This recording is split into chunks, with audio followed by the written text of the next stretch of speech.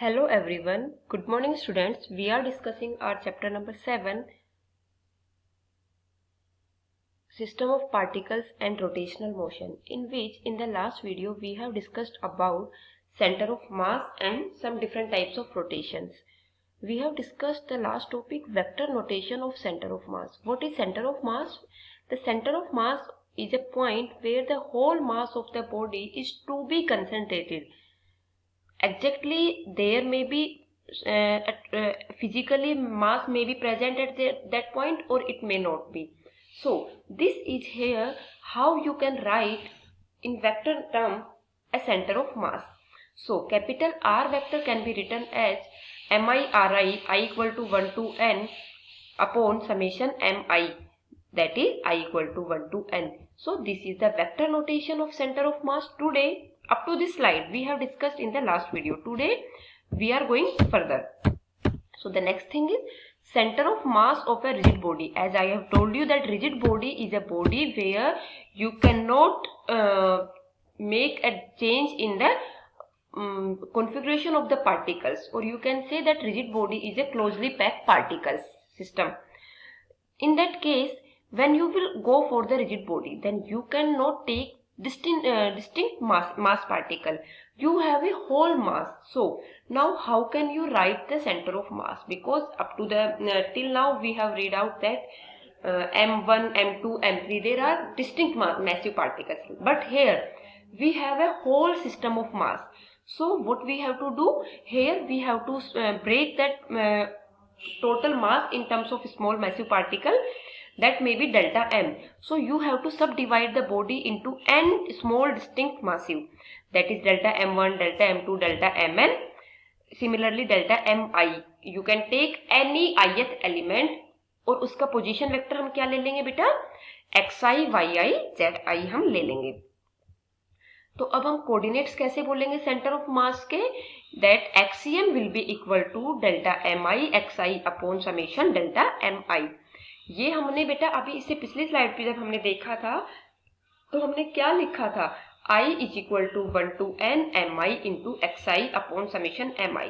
Why we have taken mi? Because there are distinct mass particle. But in the rigid body, अगर मैं आपको example देती हूँ बेटा 1 kg के मास का, अगर मैं आपको बोलती हूँ 1 kg के मास को आपको 10 पार्ट्स में ब्रेक करना है, लाइक आई जो n है आपका वो 10 है, तो आप क्या करोगे, इक्वल उसको सपोज करो इक्वल आपने उसको 100 ग्राम के पार्ट्स में ब्रेक कर दिया, तो आपका 1 kg टोटल हो गया है. तो इसी तरह से आप उसका y कोऑर्डिनेट z कोऑर्डिनेट भी लिख सकते हो. लेकिन अगर मैं आपको बोलूं कि आपको इसी 1 kg के मैसिव पार्टिकल को 100 पार्ट्स में डिवाइड करना है, तो आपने क्या किया, n की वैल्यू इंक्रीज कर दी. अब आप उसी को 100 पार्ट्स में डिवाइड करेंगे तो आपका जो ईच एंड एवरी पार्टिकल था जो कि 100 ग्राम का था, वो हमारा लेसर नंबर में आ जाएगा, छोटे पार्ट्स में आ जाएगा, तो वो हमारा बेटा 10 ग्राम का बन जाएगा. तो जैसे आपने n को लार्ज किया, n को बिग किया, उसी फॉर्म में आपका डेल्टा m क्या होगा बेटा, स्मॉलर और स्मॉलर होता चला जाता है. तो इसी फॉर्म में जब मैंने आपको इंटीग्रेशन डिफरेंशिएशन पढ़ाया था, at that time I have also told you that when you are taking a summation for adding something, if you are taking a regular interval, that is summation I equal to 1 to n, और उसको आपने I को जो है आपका वो बहुत large ले लिया है, तो उस केस में जो हमारा समेशन होता है वो इंटीग्रेशन की फॉर्म में कन्वर्ट हो जाता है. तो वही अब यहाँ देखते हैं बेटा, हमारा जो डिनोमिनेटर में है तीनों टर्म के पिछली स्लाइड पे, वो हमने क्या देखा, डेल्टा mi देखा, समेशन डेल्टा mi. अब i को हमने बहुत छोटा ले लिया, i को बहुत लार्ज ले लिया, डेल्टा m को बहुत छोटा ले लिया है. तो उस केस में आपका जो समेशन है वो इंटीग्रेशन की फॉर्म में कन्वर्ट हो जाएगा. तो आप उसको बोल सकते हैं समेशन इंटीग्रेशन dm, और वो आपका total mass of the particle हो जाएगा. तो आप क्या बोलोगे, that can be represented as capital M. अब आपका अगला होता है बेटा summation delta mi into xi. तो आप इसको कैसे लिखेंगे बेटा, अगेन ये डेल्टा mi क्या हो जाएगा आपका dm की टर्म में, और xi क्या हो जाएगा, यहाँ तो कोई i का टर्म है ही नहीं, तो xi को आप सिंपली x से रिप्रेजेंट कर सकते हैं. सिमिलरली डेल्टा mi yi को क्या लिख सकते हैं हम, y dm. In the same way आप z को भी लिख सकते हैं. अब इन्हीं सारी टर्म्स को आप उठा के जो अपना पिछली स्लाइड पे हमने सेंटर ऑफ मास के कोऑर्डिनेट देखे हैं रिजिड बॉडी के केस में, वो हम कैसे रिप्रेजेंट कर सकते हैं बेटा, XCM can be written as 1 upon m summation integration x dm. YCM can be written as 1/m YDM। ये 1/m क्या है बेटा, ये आपका समेशन 1/m जो डिनोमिनेटर में आपका समेशन डेल्टा m आई था, that can be written as m, और डिनोमिनेटर में था, that's why it is 1/m. But this term which is in the numerator, this is basically term as integration xdm, integration ydm, integration zdm. You can see here. I hope this is clear to you. अगर हम इसको general form में लिखना चाहें तो आप centre of मास को vector notation में कैसे लिख सकते हैं बेटा? Capital R is representing here the center of mass vector and small r is basically representing here the position vector. So RCM can be written as 1/m integration r dm.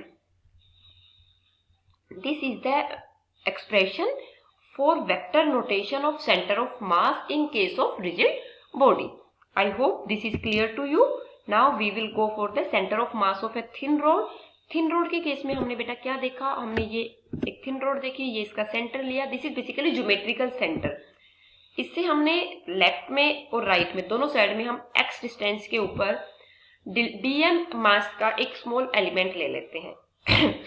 यहाँ पर जो हमारा रोड है वो भी एक rigid body है, because उसमें भी कॉन्टिन्यूस मास है हमारा, हमने इक्वल डिस्टेंस के ऊपर दोनों साइड में ले लिया है। अब हम क्या देखते हैं कि ये हमारा होमोजीनियस सिस्टम है। इस केस में जितना आपका लेफ्ट में है उतना ही आपका राइट में है, तो अगर हम इसको ऐड करना चाहेंगे तो integration dm x dm upon summation m करेंगे, जो पिछली स्लाइड में किया। तो बेटा जो हमारा एक साइड में प्लस x आएगा, एक साइड में माइनस x आएगा, ओवरऑल हमारा कैंसिल हो जाएगा। तो हमारा जो सेंटर ऑफ मास का कोऑर्डिनेट क्या आएगा, 0 आएगा। 0 मीन्स की ओरिजिन आएगा।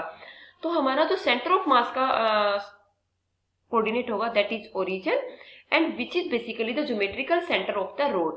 So you can see that this is basically a homogeneous body, और homogeneous body या homogeneous system या regular system के केस में मैंने आपको पहले भी बताया था बेटा कि जो आपका center of mass होता है वो basically आपका geometrical center से क्या करता है, coincide करता है।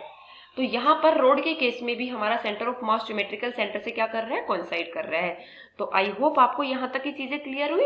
इससे नेक्स्ट क्लास में हम डिफरेंट रिंग, डिस्क और स्फीयर थिक रोड के केस में हम क्या करेंगे बेटा, उनके सेंटर ऑफ मास को स्टडी करेंगे। I hope till now this is clear to you. If there is any doubt you can ask to me बेटा। Thank you and God bless you.